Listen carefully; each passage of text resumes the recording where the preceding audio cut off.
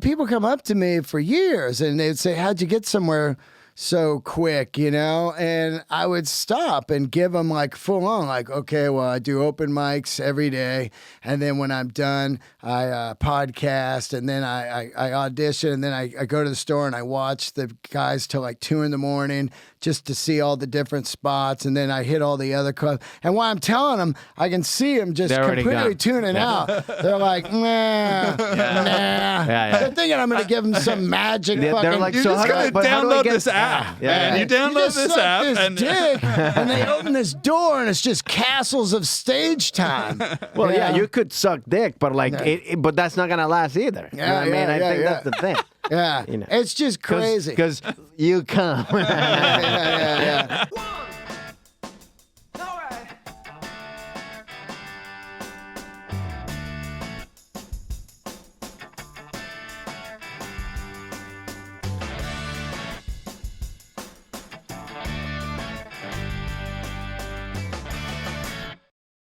This is the Standby Podcast. Yes, we're excited because we have a great new guest today. The great DEAN DELRAY. Everybody, DEAN DELRAY. Yeah. Here's your camera right here. Yeah. Awesome. Host of his own fantastic podcast, Let There Be Talk. Yeah, thank you, guys. And what's the name Cactus of it? Radio Cactus Network. Radio Network. Yeah, So please check it out because it's amazing. You got a lot of great guests in your podcast, and is it usually mostly like in the music background kind of thing for or whatever? I have a couple podcasts. So I got the one that's kind of music, comedians, and actors, and then I have the one called The Grail, where it's artisans that like make stuff or build stuff, people that work outside the box. Yeah, like that's cool. Today I interviewed a woman that started her own dog food out in Malibu. Oh wow! So I mean, there's no, there's every and is it successful?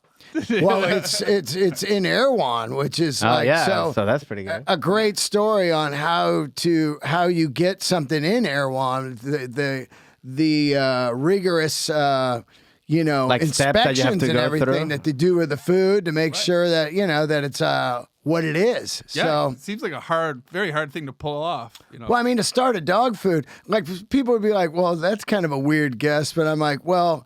Somebody in their midlife was like, I'm going to start a dog food. Yeah. Like, how do you do that? So I want to know that. My dog eats it. It's super healthy. It's, really? It's great. It comes from like real like food. Like she was a chef. Oh, decided to be a dog chef now. Oh, wow. And they make it out on a farm in Malibu. Oh, they got like fresh salmon and chicken and duck and stuff. Yeah. Because a lot of people have started cooking for their pets, right? Yeah. I don't have a pet currently, but they have started like proper cooking, like stovetop cooking. Absolutely. That's what this is. Because what I didn't know, I've got a dog now for 2 years, is the dog food, there's no regulations. No. So most of it's made in China, and it has sawdust in it. Right. Actual sawdust filler in there. They just put, so your dog's eating like wood chips and shit. That's why dogs are all messed up with allergies and joint issues, Right, because they're just eating like oh, man. sludge. So I mean, if you like your pet and you want it around a while, I recommend you feed it something.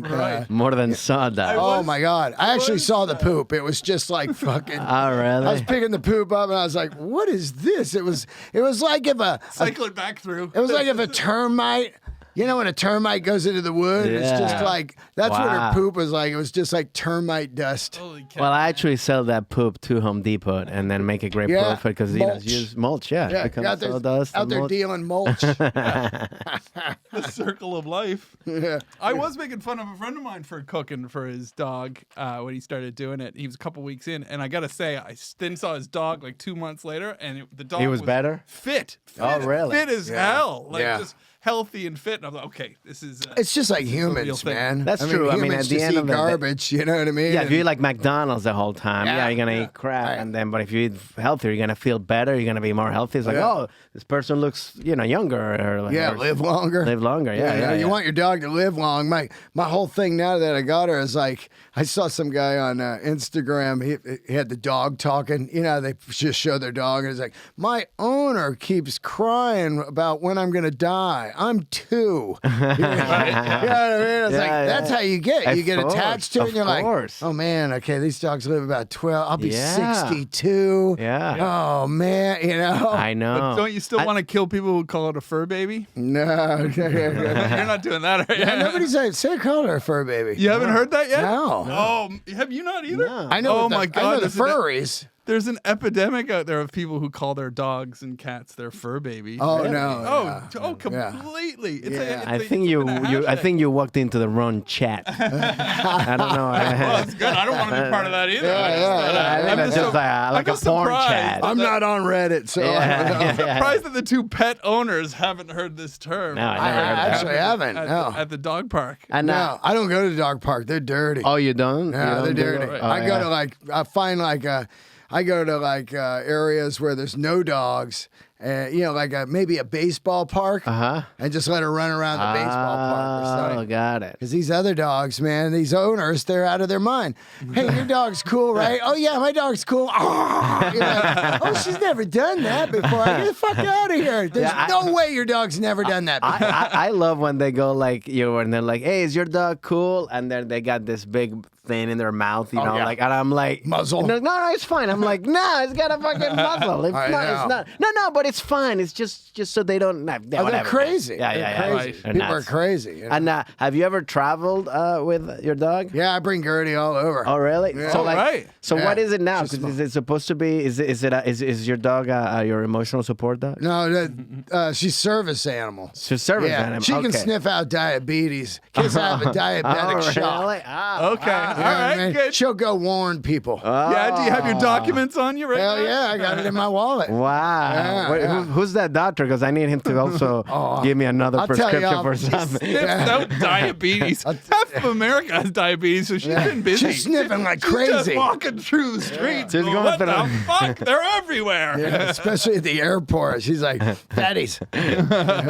Wow. Okay, so you're just a service animal, so you do have like a permit to travel with a dog. Yeah, She's 18 pounds. She just sits. Yeah, I mean, in it's the like little an bag. easy. Yeah, and I mean, you've seen Is it. this on like, planes as well? Yeah, she's not like some of these people that bring on like a fucking horse. giraffe. Yeah. You know, like, what are you doing? Yeah. You know what I mean? There was one guy I saw, this is like 5 years ago, brought a pig on. It's like, get the fuck out of here. A pig? Come on, now you're just being an idiot. Yeah. What are you Emotional support pig. Well, there was an epidemic, wasn't? They've cut back a little bit, but yeah, people were bringing cut down big time. Oh, yeah, peacocks. Oh, Peacocks as remember well. that Somebody one? had a Just peacock. all in the fucking, you know, kicked off. you're on fucking Southwest. Yeah. Fucking. And for anybody watching, we're not making this up. Nah. There was a peacock Insane. support animal incident. Yeah. I think It's it was here fucking in California. insane, man. And the peacock had better seats. I mean, some people think bringing your dog everywhere is insane, but she's small and she loves to go. Yeah. She's not like barking or anything like that. She's very behave well. Is it really hard to organize? Like when you're going to a gig and stuff, do you have to ask for like a hotel that's pet friendly? Yeah. Well, if you're a service animal, they get in anywhere. Yeah. Oh, you don't even need permission. Nah, sometimes people don't even see her. She just looks like luggage. You know what I mean? Because she's in a bag. They don't even. I'm not like, I got this with me too. I just roll in there like, thanks, man. Yeah. You're not. I'm not asking. Yeah. Which is smart. You're not going like, hey, I have a dog here. You know, they ask you, it's like, hey, it's service. Yeah, that's cool. I thought it would be really hard work to get it organized and. No, well, they got that pit bull racism going. You know, where they're like. Is she a pit bull? No, she's a French bulldog. But I'm saying that's how they get around the pit bull. What they do is they say breed, weight, and types or whatever. There's something you'll see it in all the. Oh, really? Yeah, like they don't want any pit bulls around there. Yeah, that's basically what they're saying. Wow. No pit bulls. Oh. You know, in their own racist way. Wow. You know what I mean? So there's racism. They list every other. It'll just say breed exclusive. It's some kind of shit. I can't even remember now, but I used to see it when I was looking for apartments. Oh, really? Yeah. It'd be like subject to breed approval. Oh, like, wow. Okay. Wow, you couldn't do that with people. Yeah. Could you imagine? Well, you could. Yeah. I mean, they do it, but they don't print it. Technically, yeah. Yeah, they do it, but they don't print it. Yeah. Fucking. Wow. So let's go back. So because you started kind of like comedy like later, LA, but yeah, but you're from from here. where did I'm you from California, Bay Area. Bay Area. I've lived here 22 years in now. LA? Yeah. Okay. Started 44 years old right here at the Comedy Store. At the Comedy Store. At the Comedy Store. Yeah. So you were already living here. You didn't like move to start comedy here. No, I was living here. Played music. Yeah. And then after that kind of died out after 25 years, then I just started selling motorcycles at Harley. And then, got lucky, landed a movie role, and then another movie role, and then started comedy from one of the movie roles. Oh, really? So that's what led you to do. Did you ever wanted to do a thing? Stand I wanted to do stand up my whole life. Oh, really? Yeah, I just didn't know how to do it when I was a kid. When I was a kid, there was no like comedy camps, and there was no YouTube to kind of watch. Of But course. wasn't music your number one ambition No, as well? I would have I would have done comedy if I Wow. knew how to. What kind of career you got that you stumbled into music when all you wanted was to be a comedian? Well, in the 70s, it was like SNL was big and rock was big. And Pryor and Carlin and Cheech and Chong, that was all one in one, hand in hand. You know what I mean? Like you'd watch SNL and you'd be like, oh God, I love John Belushi more than anything. And then I'd be watching that and then see the band playing. And so to me, it was all the same. Like all the same, yeah. Yeah, I just, you go to a party and they'd play Earth, Wind, and Fire, and then they'd play Cheech and Chong. Right? It was just the same, but there was no real outlet that I knew of, of where to really go learn comedy. I wasn't going to take theater in school or whatever. It seemed like anytime you wanted to learn something, it was the wrong thing. Like when I wanted to learn guitar, you had the folk guys teaching the old guy, drunken sailor. You're like, nah, I want Back in Black. Yeah. So there wasn't that. Now, shit, man, you can learn comedy. I mean, there's I think too much. Yeah, there's camps. I think there's too much stuff to learn comedy instead of like just do it. You know what I mean? But like, so that's interesting. You started. So like, what was the first? Like, did you? I've got a question that I want to ask. Like, because I've seen your. Is it a Harley that you've got? Obviously. Yeah.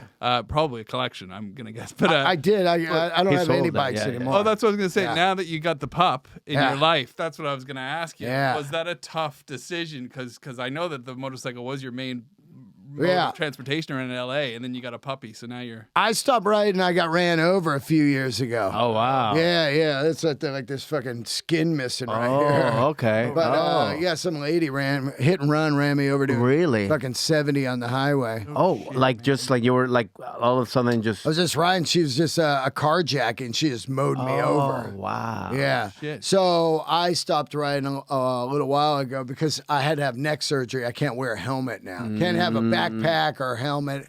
Nothing. No weighted shit on me. Oh really? But Burr and I were just in New York a couple days ago, and we were coming down from we played up in Woodstock. Oh we were wow! Coming down the highway, and this dude was just riding this badass BMW GS. That's my favorite bike. The one that's kind of on road, off road. Looks like he'd ride it on the moon. Yeah. And he had a fucking dog in the back. Looked like a French bulldog or maybe a Boston, but it was just back there. Just there, You know, chilling. and I was That's like, what I was picturing so when I knew that cool. you had a puppy now. That's so cool. Yeah, that would have been that'd be a cool ride. I don't know if Gertie, she might like it, Yeah. You gotta get goggles on. Yeah. I mean, you see those guys. Yeah, I've seen it. They got millions of hits. Yeah. Here we are trying to write the best jokes we can, and we get like 17 And that guy's hits. getting a deal for Discovery Channel. Oh, yeah. I was like, fuck. Oh yeah, he's running ads and stuff. Well, and it's like the guy, the guy from like during the pandemic, the cranberry guy. Oh whatever. yeah. Oh, the cranberry juice on the skateboard. That guy, but they've got a house, a car. Let's face it, we are in love with the least popular art form. Oh, yeah. This is the least like. It's like the least respect. I don't think it's the least respected or the least don't think popular. so? I think it's the hardest to get popular. Okay. That's what I think. Okay. Because, hey, I think it's bigger than ever. Yeah, but do you ever notice true. that if you have a good clip of your stand-up, you could probably, and it's in front of an audience and everything, that gets less purchase online on social media than if you just talk to camera. If you just sat in a room and talked to camera, The actual art form of stand-up is just less popular to people scrolling through. I think because it takes a minute for them. The ADD world's so bad now. They just want to see immediately like a guy hitting his nuts drunk. Exactly. You don't have to. I think the thing is like it's not about. You want material that you're not able to think about. You know, like you're just... It's just scroll. It's just scrolling on. You see the dog in the bike. It's like, that's funny. I don't have to think. I don't have to listen. I don't have to know what's going on. But with stand-up, even if it's like one quick little clip, you still got to pay attention. You got to be... And I think with comedy, it is a thing that you do have to be in the mood no matter what. You know, like you cannot just... sometimes you don't want to laugh. I mean, like, you know, like it's fine. Are you have to, I think when you go to a comedy club, you should be like, okay, I'm going to a comedy club because I want to laugh for like a couple hours. That's what I'm here for. Yeah. But like if people come with not that mindset, it's like they're not going to enjoy it. That's why you see some people that like, you could tell they got drunk.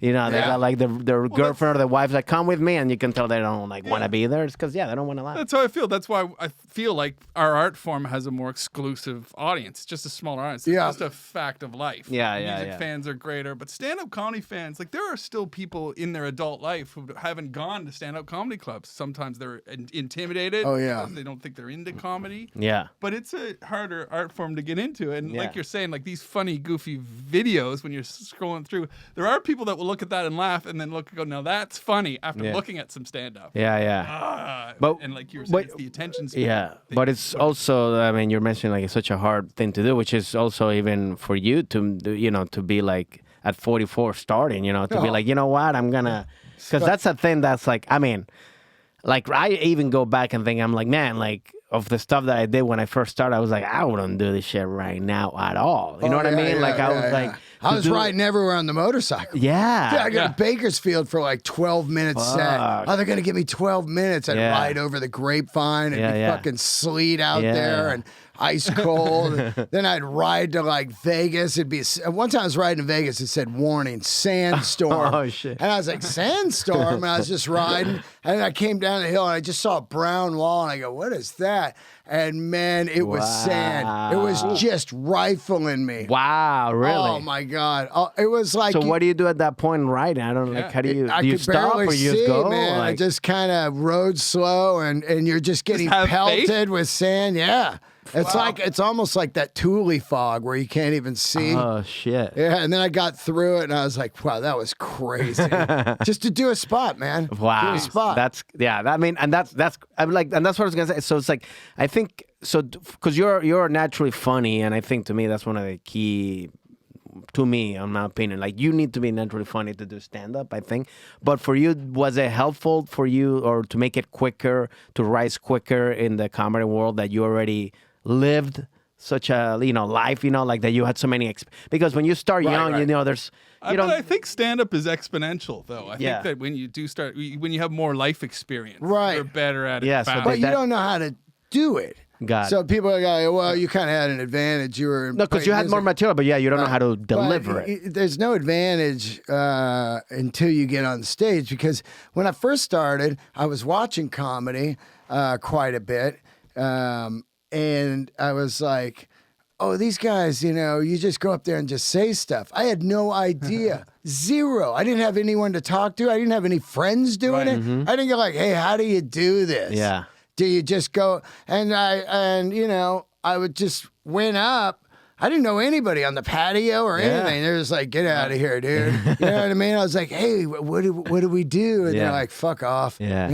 It was literally that gnarly. Yeah. That's how, that's how it was for me. Did you have that thought? That was here, right? At the comedy store. Did you have that thought of that a lot of comics have new material every night? I totally thought that you just go up and say stuff every night. And then after a while, I saw that they were doing the same stuff. And I go, I'd never do that. I tell new stuff every night. I thought you were just up there riffing. Yeah. Truly thought that, all the years I watched stand-up, all the years that I thought maybe that Pryor just walked on and just riffed that. Or Seinfeld, And you came from music as well. So imagine if musicians did a different song. We just came up with this one backstage. Which is interesting because that's a lot of like what we go through as comics when we perform, in new play or whatever. Like people come, like it's like their first time watching stand-up, and they think it's like that. Oh yeah, they go like, oh, I truly thought that. Like they go like, oh, you're just making no. It's like, no, I have material, and like, yeah, you leave room to improvise, but this is a working thing that you're working bits and stuff like that. So for you, like, so how'd you like get into like just even go up for the first time and kind of like just go and well, I did this movie with Ice Cube called The Long Shots. It was a football movie. Yeah. And in the movie, Garrett Morris, Earthquake, and Michael Collier were on it. Garrett Morris is full circle for me now. I grew up on the first cast of SNL. Yes. So I was like, holy shit, man, I'm doing a movie. And this is all by fucking luck. How'd you get the movie, by the way? I was working at Harley, and then Tarantino's people came down. They're doing a biker film, and they wanted me to advise on it. Next thing you know, I got a role on it. Wow. From that, I land this Ice Cube film. Wow. And so while I was doing the Ice Cube film, Earthquake was one of the guys. I didn't know who Earthquake was, and I didn't know who Michael Collier was. I knew who Garrett Morris was, and we were just doing these scenes where we're in the bleachers. It's like a football movie, and you'd be like, "Oh, it looks like he got it in the nuts." Those kind of dumb jokes, Right? And so Earthquake, I said, what do you do one day on the set? He goes, oh, I'm a comedian. I go, I see comedy all that time. Never heard of it. He goes, oh, come check it out. I went and saw him. I was like, whoa, this guy's fucking great. Yeah. So I told him I wanted to do comedy, and they're just laughing at me. Dude, you're old. You don't just start now, man. You're 44. But after a couple months of shooting the movie, they could see I was ad-libbing on the script. And then Earthquake said, man, I think you could do it. Yeah. Just go home and start hitting open mics. And I was like, what is that? Like, open mic, where do you do that? He goes, man, just you got to figure that out. Yeah. And then I go, what do I do when I get there? Just say stuff? And he goes, man, you just figure it out. Go to the open mic, man. It's like a clubhouse. Yeah.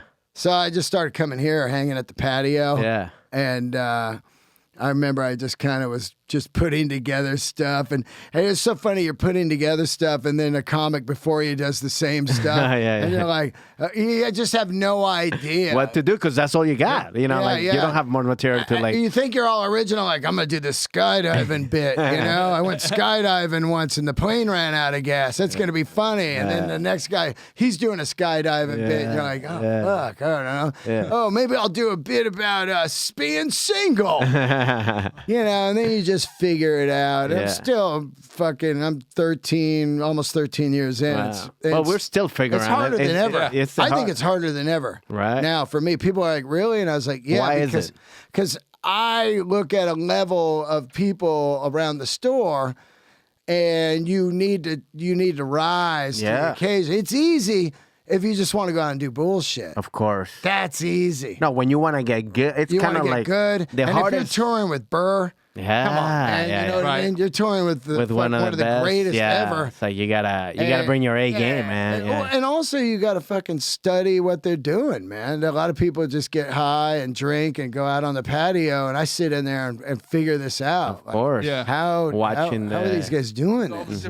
All the different rhythms you need as well. It's not just the material, but timing. It's everything. It's the look, the timing, the speed, the cadence, the joke writing. And then you got to add, social media on and podcasting. Then we become marketing. Is that what you feel has made it more difficult in the contemporary era? Right, because I can't just concentrate on one because thing. back in the time, you would just work on your act and that's it. Yeah. Like your manager or agent would do basically pretty much anything. Totally. You'd be like, hey, you're here. Yeah. So you're like really just into it. But now we're at the point where we have to do all that, plus we have to do what the manager and the agent does and the PR people and just everything. It's 17 hats. It's like exactly. Do you have it in the back of your head sometimes that something that you're doing or some piece of material that you're doing can be misconstrued or interpreted as offensive or whatever and put you in the doghouse for a while? No, I don't have anything that can take away. I'm not on TV or anything, so they're not coming after any of us. There's no thrill in that. Yeah, because I do miss the days a little bit of being able to deliver your full set and then disappear, and it doesn't exist anymore. So you could offend somebody in real time, but not have to live with it. I don't really worry about offending anybody. I think that if I believe in the joke, Yeah. If I believe in this joke and you don't like it, then okay. But if you're just doing a joke to shock someone, then that's a shitty joke. Exactly. You know what I mean? Yeah. But if I truly believe in a joke, I'm doing a bit right now that I fucking love, and it polarizes half the room. Right. And I don't mention politics or anything, but I know where people stand by this bit. Yeah, and I love the bit. And that bit has become now my new high watermark of like, fuck, I need this other stuff. I need to do the same as this. Yes. As good as this. It's funny because I'm doing your same bit, by the way. That's why. No, because I've got bits too, like where I'm doing, and I'm like, oh, this is a stand. Now I have to like duplicate this times 10 or 15. Right. So I can do an hour. They sniff out the other stuff. They're like, and it's kind of like it's a wave because it's when you're doing a long set as we do. You see the and then you see what people go like, man, that one is the one that I like. Then you go like, and you get the same kind of like feedback. And I always go like, yeah, that's a new one. I was like, that's great. Yeah, thank you. So it's like, it's what you mean. It's kind of like get into that next level and get into that other level and writing. Yeah. So, and I was going to say, so like, as you started doing comedy and all this stuff, what's, because you also travel a lot, but also you travel with music too. But like, what's like the best destination that you have gone to, but that to travel with, but also, and then also perform, it don't have to be the same, but like, right. Yeah. So. I mean, I've been everywhere pretty much from playing music and working in music. All over the world or the US? All over the world. I've only done comedy in the States other than Canada. I haven't gone to any other places. I wouldn't mind doing Australia because my podcast is pretty big over there. Oh, really? So that'd be great. But I really don't know how to do comedy. Like, Bill did a tour around the world. Yeah. But I don't really have yet in my set bits that I think are universal, which I'm trying to work on as far as family stuff that would work in any kind of country. Got it. Family stuff. I don't have kids, so I don't really talk about that. I've talked more about stuff that's definitely Americanized, so I wouldn't know how to do that yet. But you'd be surprised in a lot of ways, like especially Australia, I was gonna like you mentioned. That. Australia is no problem. Yeah, and all the expats, and because a lot of audiences, that's the weird thing. Not a lot of people think about outside of comedy, but when you're a comedian, a lot of the audiences everywhere are made up of Americans or Canadians or Australians who have found themselves in Amsterdam or who have found themselves in Sweden or whatever. Right. So a lot of times, a lot of your stories, there's an audience waiting to hear them. Yeah. But there's also a bunch of expats hiding out in Portugal going, and also it doesn't have to do with just being expats, because I just came from the Dominican Republic and I perform over there, and it was for this music festival, but they also is the first time they were doing like comedy, and I performed in Spanglish, but I was like hoping, I was like, well, I'm gonna do a lot of material in English, so I'm hoping like and all of them knew English, and it was material that I do here, that it's nothing like, it wasn't like that, some universal, but it's also, there's some that was Americanized and stuff like that. So what I'm saying is like, I think that's a thing that you don't. I think because now the word's so universal as well. I think it's a thing that you don't need to. I'm not really worried about it. I'm just more focused on how can I get just aware better in America right now. Got it. And then worry about other spots. People are like, when you come into London, I'm like, I haven't even been to Kentucky. Of course, doing comedy. I've been to all the states, but I'm saying, I'm just at this point right now where I'm just trying to figure out how to get better. Yeah. And I've got all these fucking things coming at me, and age also. Going to be 57 here in like 6 months. And so I've constantly got to work and try to get better. Yeah. I want to be I got a music record out that I wrote and recorded. It took me about 3 years to write. Wow. And it came out... You want to... which one? No, I don't give a fuck. But you know what I mean? But it came out in 99, and I'm thinking, like, whenever I hear it, I think, no cringe-worthy moments. I really like you. That's no fat. That's a thing, and that's a thing that I think with stand up and stuff for me has been a thing of like when I'm put out stuff, I can go back or listen to. I'm like, yeah, I was proud of that. You know, I'm still proud of it. Right. You know, like my Conan set. I still dig it from 3 years ago. It's stuff that you could be like that holds up. That you still that's funny. That I was like at that moment I was like, yeah, and then you could be like, yeah, maybe I could have done, but like it's like a moment. I'm proud of that. You know what I mean? And I think to me that's the best thing. But you do have to, and I think that's a good way to also know that means that you have to be ready and work, like you said, so when that opportunity comes, it's the best in that time. It's not some like shitty thing that like, and then you're like, oh, I should have done that, and now it's out there forever. You know what I mean? That's how I look at it, man. Staying it's like gig fit for the opportunity. Yeah. There are a lot of people cheating it nowadays because to bring it back to that social media thing, there are a lot of people, not working the shit out of a set and stuff, but knowing they trim the fat in the edit. Well, that comes back to haunt you. Yeah. You know what I mean? Because you can shake and fake it all you want, that old term of fake it till you make it. But you get a video that goes viral, and then you start filling up rooms for the next 4 months, and you're just trash. You don't have it. You're just trash. You're not coming back, to the rooms. Because I know how fucking hard it is to go headline with some decent material, and you're going like, God, I gotta fucking, I gotta keep this room of ADD texters, in the game, in the pocket, people. I notice also like touring with the underbags, where callbacks and everything work the what? Again. Underbags? Yeah, the bags where they got to put their phones in the bag. Oh, got it. Oh, what are they called? Yonder, that's the company. Oh, right. But I actually thought it was like the name of a band. Yeah. You were like, I was touring with the Underbags. I was opening for Yonder Bag, man. These guys are fucking crazy. But I'm saying, like, you got Yonder Bags, and all of a sudden, callbacks are working again because people hear the whole set. Oh, right.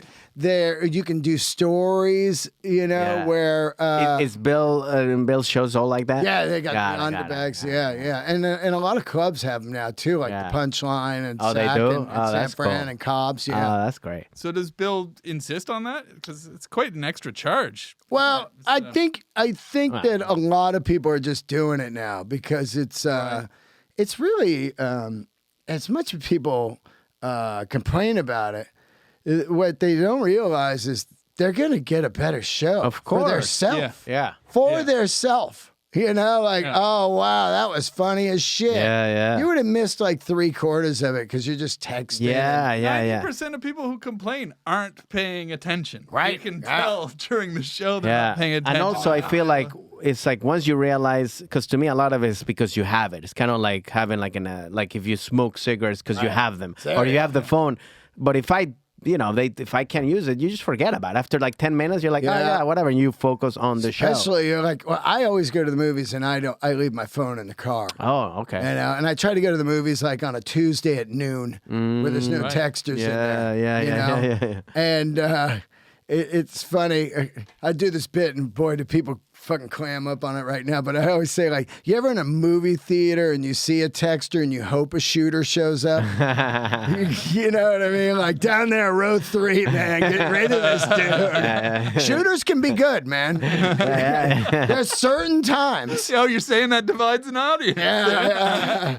But that work international. When I'm in a movie theater, man, I just love to just disappear into the movie. You know what, the action, I mean, I don't leave mine in the car or anything, but the action of turning your phone off, it actually does feel good, which makes me realize how much I do rely on my phone. Oh, I'm fucking addicted to it. Well, we all are, sucks, because that's what I'm saying. But once you take it away from you, then you realize it's like, oh, I'm not that addicted to it. You know what I mean? Like, I can live for 2 hours and without, and it's better because it's kind of like being in the present. It's the whole thing about being in the moment. And then you were like, And then like, oh fuck, I didn't check my phone. And then you check, and they're like, oh, there's good news or whatever. You're not checking constantly or whatever. Try to get hopefully an email that comes that you're waiting or whatever. So, but I was thinking, I wanted to go like. I wanted to say something on your point there of the phone thing, because you just reminded me. My parents are traveling across Canada this year, and they're boomers. They're not used to phones, and I actually worry about them in this era because they were doing fine in life without the phones, but now that they're traveling across Canada, they need a new iPhone because the world has evolved. You got to pay for shit or GPS maps. And you also have to scan those QR codes to get a menu now. Which is you have to use it. So the world has forced it on some people who were doing fine. They're doing fine without fucking phones. Yeah, it's full force addiction. You gotta evolve, man. Yeah. But I was gonna say that. So you were talking about going to the movies and stuff like that, because I wanted to ask, like, when you're on the road and stuff like that, what's a thing that you do recreationally before, like, the show? Like, are you a person that stay in the hotel and like, I'm gonna need to work on my line, my set or whatever? Or do you do? There's some people that go the whole hiking. Bill as well. Bill's in every ballpark in America type of guy, isn't he? He did that on a couple runs. But when I'm on the road, because I tour, I headline all over the place on my own, and that's when you're in a town for like 3 days. Specifically like when you're by yourself, because when you're with somebody, it's like you kind of like you got to go with their schedule. I always go to the movies. I try to catch up on movies. Okay. I always go to the gym every day at the hotel. And then, even if the gym is, like the shitty, I just go. Sometimes just a ball and that's I just go in there for an hour. Okay, got it. And then I'll find out, like, I'm really into architecture. Okay. So I'll Google, like, Frank Lloyd Wright or Neutra or any of the great famous architects, and I find out if there's any buildings or homes there, and then I go look at those. Okay. I really love doing that shit. Cool. Yeah. That's cool. He's our first architect. He's our first architecture guy. You're the first one, man. I fucking love that shit. Right. So why is that thing? Is that like a thing that you ever, since you were little, you liked that, or how did you get into architecture? I found out how I fell in love with it about a year ago. It was the first time that it really hit me. During COVID, I went back to Yosemite, where I was born and raised in the park. Oh, wait, what? Yeah, I was born in Yosemite. Wait, are you like Jungle Book? Yeah. It's so funny. Like, are you Mowgli? Whenever I tell people that, like, dummies would be like, "Oh, so did you guys like grow up in a cave?" I go, "Dude, it was 1966. It wasn't the 30s." Yeah. Ansel Adams, was he like taking pictures of your family?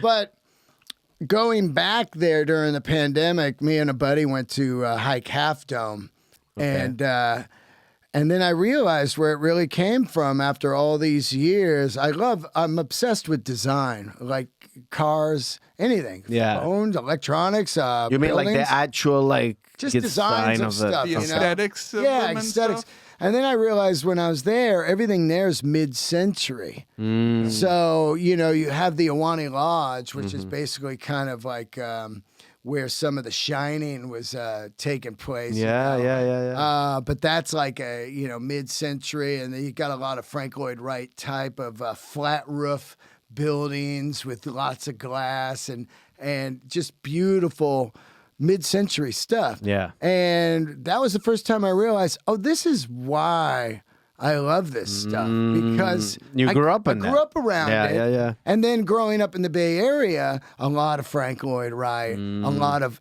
Joseph Eichler homes where they're all glass. These homes that are just unbelievable, These architects are, to me, they're the gods. Yeah. I mean, I play the lottery every week. I've turned into my mom. When I win the lottery. I'm my mom. That's my mom. She's always telling me, like, Francisco, she never, the only thing that I can always count is like, buy me the lotto, buy me the Powerball.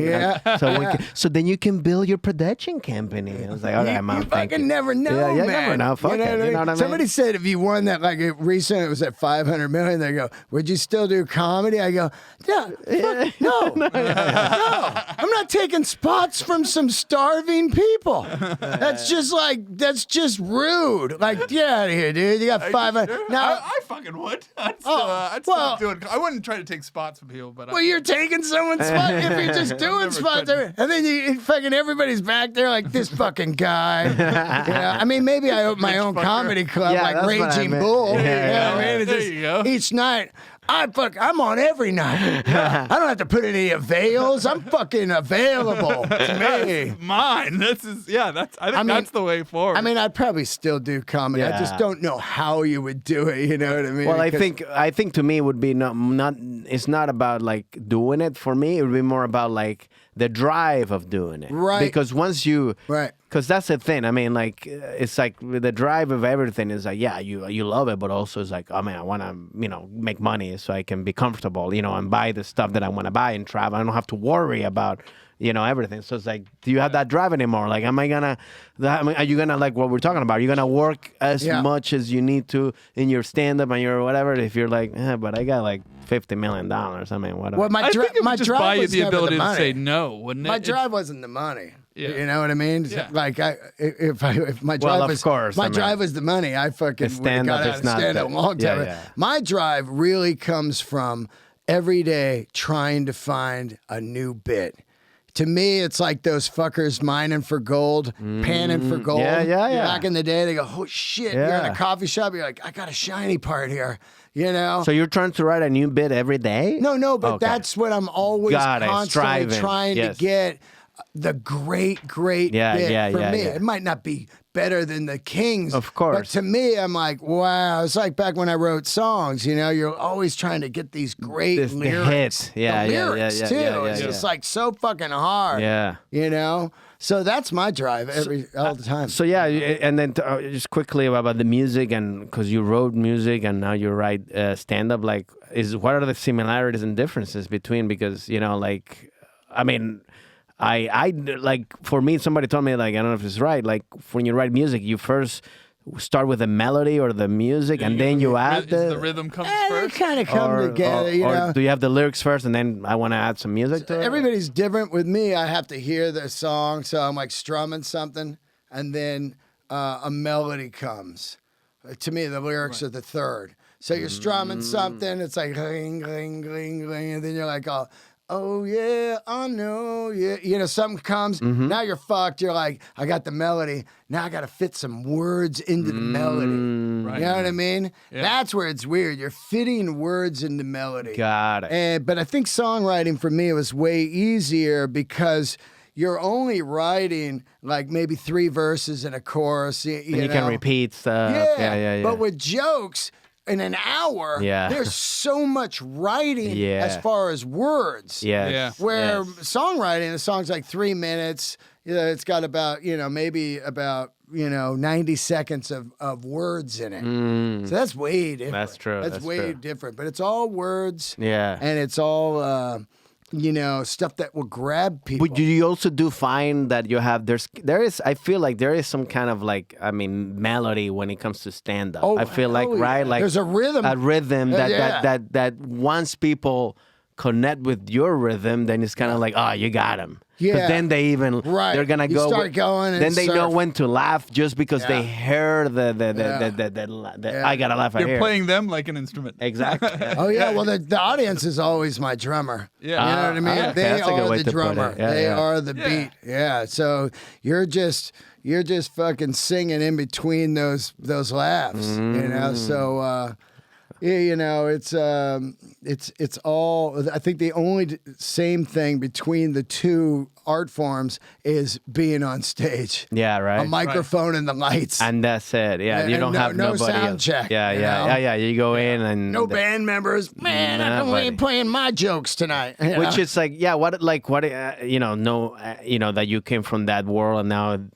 What do you? Because that's one of the things when I moved here to do improv first. I didn't want to do stand up. I started doing improv, and I didn't find that group. You know what I mean? Like I think with improv, if I would have found 2 other people that were on the same page as I was, then maybe I would have done stand up and I like doing stand up because I don't have to depend on anybody. I can just put as much effort. So for you, how did that? You know, because you was wearing bands, or you had, or you know, like how did that? Did you like? What do you like better? You know, like is that? I like comedy better than anything I've ever done in my life. Okay. Over anything. All right. You know, I'm an only child. So it is the independence then. Well, also the work ethic and drive I have. Yeah. A lot of times I was carrying 2 or 3 deadbeats on you just because they're your band. Exactly. This guy's like, dude, I got way too high last night, and you're man. like, I can't fuck. make it to rehearsal. And the other guy's like, well, me and my old lady, we like to watch CSI Miami on Thursdays. Can we rehearse on Tuesday? And then the other guy's like, why are we rehearsing? We know the songs. All of that stuff. You're carrying that shit. Yeah. If I had 4 of me in the band, Fuck, I'd be you too right now. Yeah. And that's what I was going to ask, because you just recently opened for Metallica, which is amazing. Like, I remember that was like one of the first musics I heard when I was growing up. But like, so for that band, for example, like, are that band like 4 of you? And you do what you mean? Like, whenever you see really successful bands, it's always dudes that all had the same drive. Got it. And if one dude was a lagger, they get canned once they start getting famous. They're like, cut this dude loose. That's the thing about that Beatles documentary. Recently, I was like, if Paul McCartney wasn't in the Beatles, they wouldn't have got shit done. Nah, he was but a whipcracker. on that though, I truly believe we were seeing the end of the Beatles. Right, so, they were all tired of each other. Yeah, so there was a burnout going, and he had the last drive to keep them going. Like, come on, guys, let's just do this last thing. Yeah. So he was really putting the pedal to the metal. So you feel if we'd have seen them 10 years earlier, all 4 of them. 3 years earlier. I mean, they were like such a short, quick jam.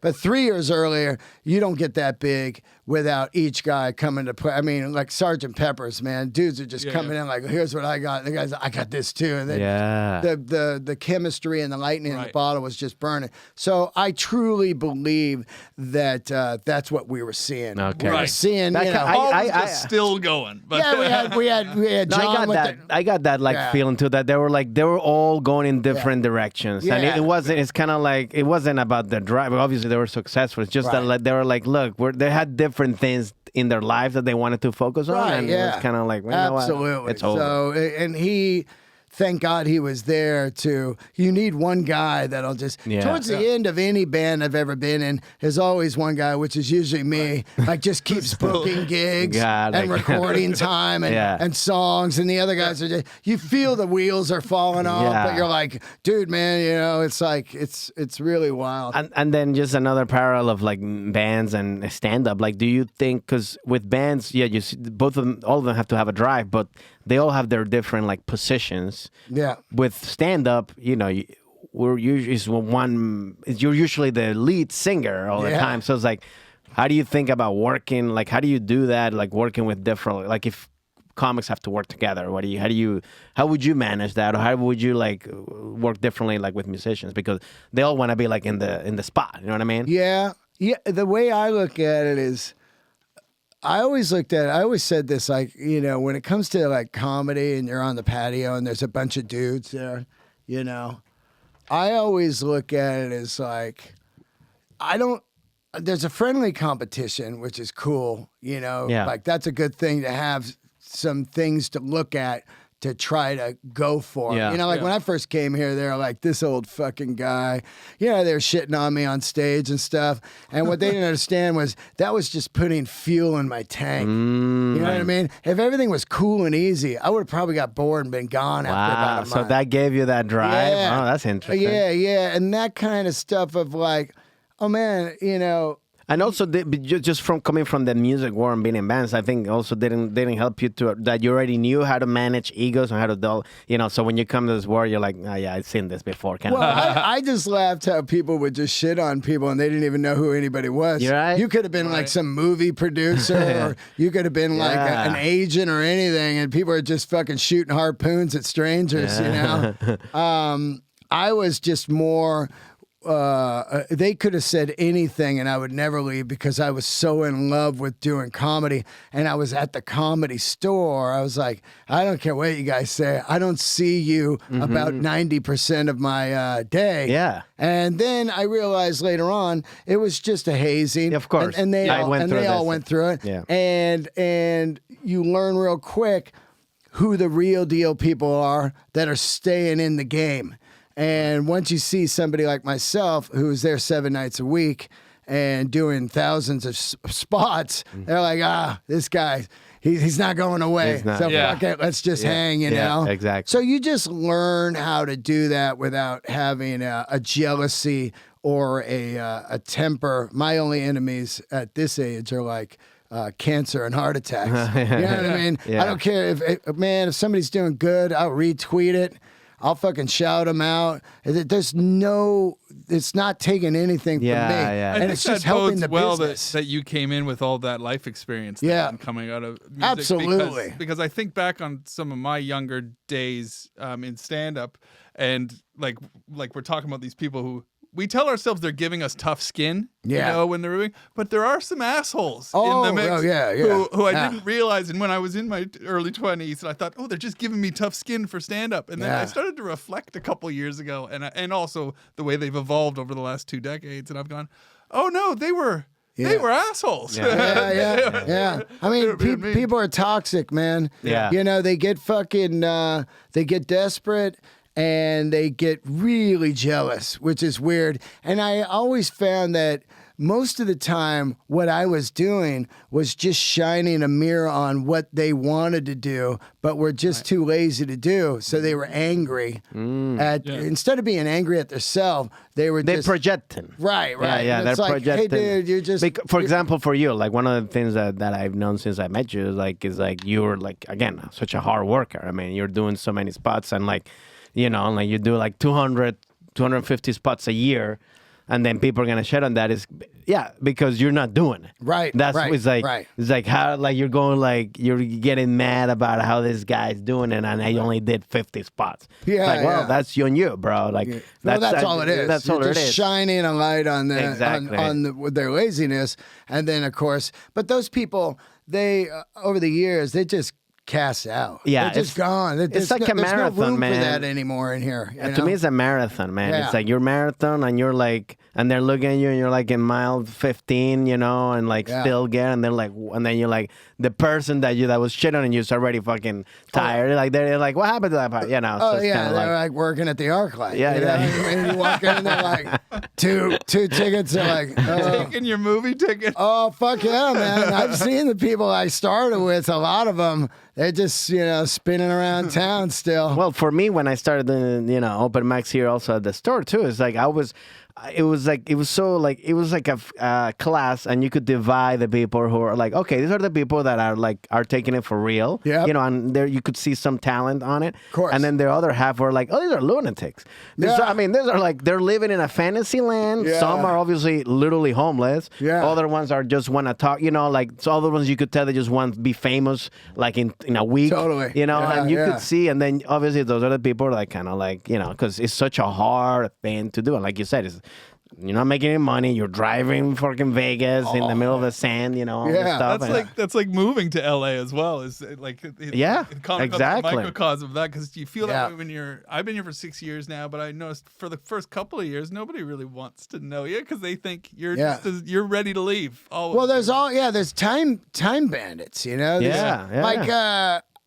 people come up to me for years and they'd say, how'd you get somewhere so quick, and I would stop and give them like full on, like, okay, well, I do open mics every day, and then when I'm done, I podcast, and then I audition, and then I go to the store and I watch the guys till like 2 a.m.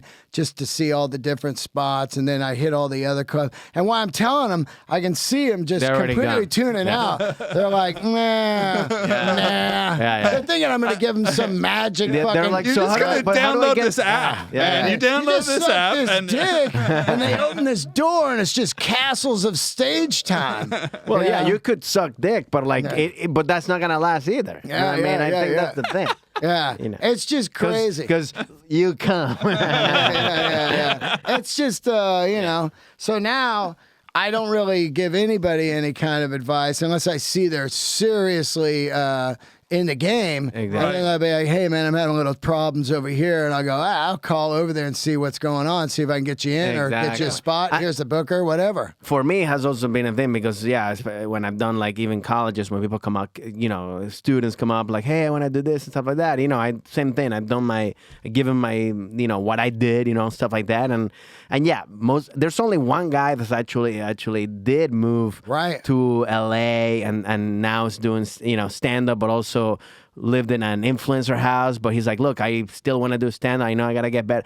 But he's like, look, if it wasn't for you, I wouldn't have done it. But like, he's like literally like one person that out of 1,000. Right, yeah. And that's and it's fucking hard as hell. Of course. I mean, man, it is hard as hell. I mean, the only regret I had is I didn't start maybe about 5 years just sooner. But I didn't even know how to do. I think that's a regret that that it's not a real regret. It's not a real regret. Like you were saying, it's exponential as well. Yeah, it's not a real regret at all. And maybe you weren't. Maybe at that 5 years, maybe you were in a time place that you could have maybe quit. That you were like, I get bored about it, whatever. Totally. Because for me, I'm the same way. I'm like, man, I wish I would have started when I was like even in college. But then I was like, I wouldn't even know. Like to me, it was like regret would be if you had that. I should have I'm gonna do, and you never did it because you were scared. Oh, but I never thought that until I thought about it that I could do it. Then that's when I started doing it. Yeah, right. So I feel like to me I'm peaceful at that because it wasn't something I was like at 15 I'm gonna do. I never knew I was gonna do nothing when I was like a kid. Man. When I was sliding down the highway waiting for that lady to run me over, I remember specifically, and this came to me. People were always like, "God, did you see your life flash before your eyes?" And I was like, "No, I was just sliding down the highway. I remember I could hear everything just." Yeah, because it hit you and you're like sliding. Yeah, I'm sliding, and she crashed into the side of the guardrail and slid back out. Oh, she crashed. Yeah, she crashed. She hit me and then crashed and then spun around. And all I remember, and I've told this before, sliding down the highway was no regrets. So if I die right now, I got no regrets. You were thinking actually felt that way. Actually, that came to me. You came that as you were sliding? Sliding. I was like, no regrets. That's pretty cool. All I kept thinking was, I'm glad I did comedy. Dude, that's self-actualization. That's like the height of Maslow's hierarchy of needs. It really happened. That's amazing to like, because you could have, because. And it was all because of comedy. Really? It wasn't looking back. It was just because, oh man, I'm glad the last fucking 7-8 years I was just doing comedy. I did what I wanted to do. Just fucking doing it, man. Really, self-actualization is a thing that's only supposed to happen when you're on your deathbed. Right, and I was on my deathbed. Yeah, It was really happening. I was like, I'm seconds away from her killing me. Wow. But her tire fell off, and that's why she didn't run me over. Because she hit me and she would have just mowed me over. It was an Escalade. Wow. But the tire fell off. It dropped to the ground and made the vehicle go the other way. Wow. And then I was just laying there like, oh, wow, man. Wow. So speaking of that, like, because are you like... are you like... That's a good segue. Are you about to ask? Yeah, because like, are you like superstitious or like, are you like, believe in something or like when you go, because we ask the questions like when you go on the road, like, do you bring something, with you in case something happens, or are you superstitious? Like when you're about to fly, or you're about to do a show, or like in that moment, like is that do you believe? Do you go like, man, like, because obviously that was. You were meant to be here because obviously some people, another time, would have like. Of course, just so it's like, over. Do you like have any of that like in your life in terms of being superstitious or being emotional when you travel, especially to bring something with you that you want to have in case something like that happens? Bands are superstitious generally, aren't they? Don't you always have to do like a pre-show kind of ritual? I don't really have any of that. Right. To me, I just fucking wake up each day and just. Do it. And then if I wake up the next day, you know what I mean? I just keep going and I don't think about anything. Weird shit has happened to me my whole life. And I just look at it as I don't question it. I go like, wow, that's fucking weird. The timing of stuff. Because when you think like, I there's stuff that you're like, if this doesn't happen, this doesn't happen. Right. Kind of that's if I didn't work at Harley, I wouldn't be in comedy. Right. And I look at all of those across my whole entire life, and I'm like, wow, this needed to happen for that to happen. Exactly. And and the main thing with comedy was, here I am. I played music 25 years. And I came down to the end of it, and I go, all right, I'm good.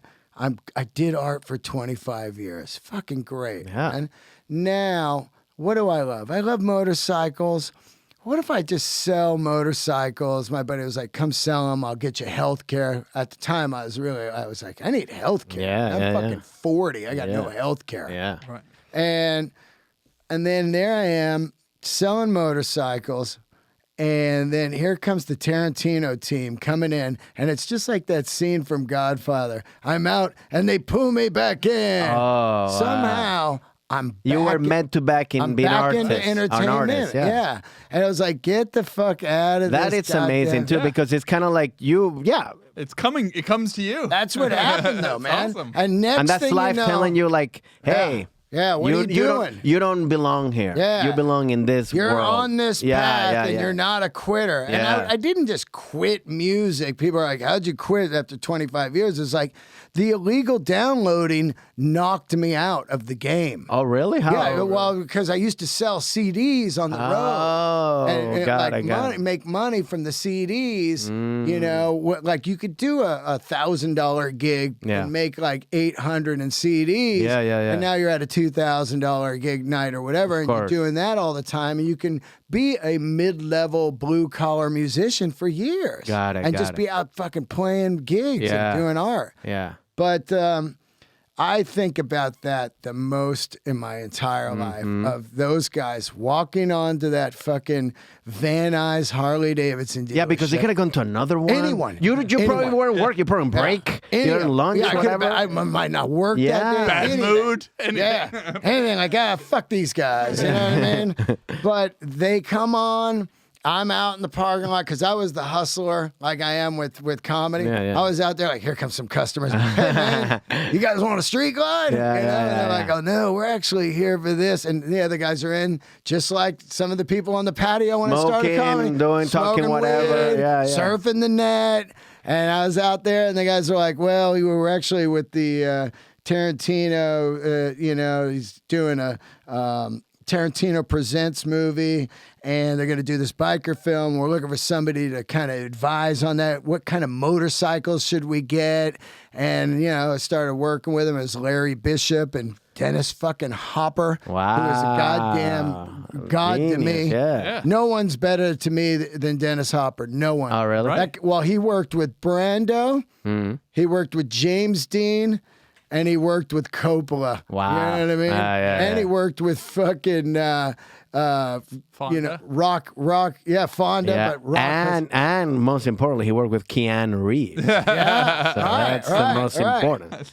But also he directed the most iconic gang film ever, Colors. He directed the greatest biker film ever, Easy Rider. Yeah. And he's fucking, Blue Velvet. And this guy's a king. Yeah. So, I talked to them, and next thing you know, 2 movies later, I'm doing comedy. Wow. And I'm just like, I think about the friends mostly. The friends I've gotten from comedy more than anything. Because I was 44. My friends are long gone with kids, soccer practice, divorces, moved to fucking other cities, And texting in the just the Facebook people in the movies. Yeah. If they're sliding on the highway after getting hit, there's no satisfaction going through their mind. But I think about all my new friends now over the last 12 years of these dudes. These are some of the best friends I've had in my entire life. Yeah. It's fucking wild. Yeah. And this club, the Comedy Store, means if this club wasn't here, I wouldn't even live in LA at all. I wouldn't live here at all. I'd be back in New York. You know? Yeah. There's just no way. This club is why I'm in this city. Look, I love California. Yeah. Big time. Yeah. But I love comedy more than anywhere. Yeah. And obviously New York would have been better if this wasn't here. Of course. Right. Yeah. Well, that was awesome, man. I think we could talk to you more an hour, but we gotta go. That flew, man. That slid. Like you're like, we just slid on by. Wow. But before we get out of here, if you can please let the viewers know where they can find you, where they can reach you, and also you have some shows coming up. Yeah. So if you want to let them up. Check out his podcast, Let There Be Talk. Yes. Oh yeah. So if you want to take the camera Let There Be Talk. First podcast ever to have AC/DC. Oh wow! Yes, I remember that. First podcast they ever did. AC/DC. Oh, wow. 650 episodes, 11 years. I got July 9th. I will be at the Vulcan Gas Company. 2 shows one night. In Austin. Yep. Austin.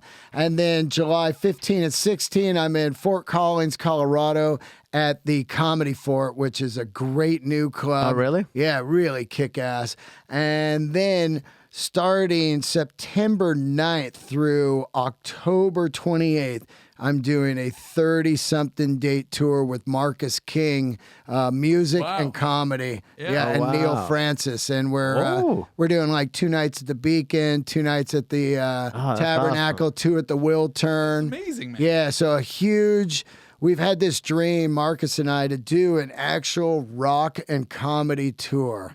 And I don't know how it's going to go. It's always tough. Yeah. To combine those. Because it's different moods, Yeah, but it's worth a shot to do. Yeah, why not? And Marcus King and Neil Francis are 2 guys that I featured on the podcast early on. Very doable, I think. And too, now that you mention them, I'm like, their music, I think, goes great with that comedy atmosphere, like not the speakeasy atmosphere, but just the relaxed, like what you need for stand-up is that kind of. Yeah. I think it's gonna be great, man. We're gonna be on a tour bus, which is great. So I don't have to be at an airport every day, and it'll be really interesting. And it's a learning curve to figure it out. You get on the road and you go, I got to figure out how to do this. I don't know how to do it. I was just in the Dominican Republic. I had to do it in Spanglish. My first time doing it, I had to figure it out. Figure it out, man. But you need to put yourself in those positions just like as you were in the Harley Davidson store. Like if you're in, you got to put yourself, because that's the only way for you to, I think that's where,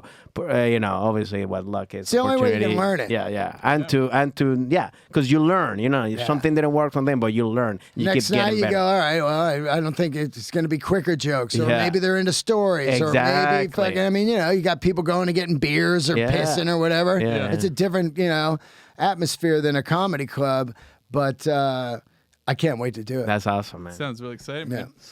Buddy, we have one final question we always ask of our guests on the way out the door, which is, do you have a favorite piece of travel advice you like to pass on to people? This could be something that you were given yourself or something that you've just discovered over time.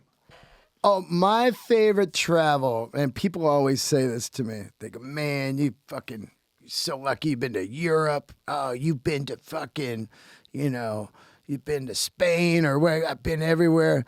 My piece of advice is go check out America. Like, people are so worried about traveling outside of the country. They've never been to Yosemite. They've never been to Yellowstone. They've never been to fucking Mount Rushmore or anything. Mm-hmm. America's got crazy rad shit. Yeah. And I think that it's super underrated, and especially in this crazy, inflation. Mm-hmm. Joshua Tree. Just go there. I know. Yeah. Go check shit out, man. Yeah. Like when I was a kid, and you guys. Your parents threw you in a ride and you just drove somewhere and you never forgot it. That's true. It's great. Those and you were like in the back seat. Oh yeah, fucking so just hot. Looking at shit. But you remember those. Those are great memories. That's the greatest. I went across Canada a few times with my father was military, and I'm like, getting to see my own country. It's great. Was a very valuable thing for then going on to the rest of the world. So much cool shit out there. My dad would take me when we were little. He was very into we gotta go and show Venezuela because he wanted us to see what would and I remember those things, and it was cool because like you said, it's kind of like you need to appreciate it. Yeah, especially in the U.S., it's like so much stuff to do that so many people don't realize that you could do it. And you don't need sometimes to spend that much. You know, you can just get in a car and go. A road trip out to fucking, wherever you're at, find the national park or whatever. Mm-hmm. Do some glamping. Yeah. Glamping. That's my type. That's amazing. I don't like. I'm not into the whole. Fuck that.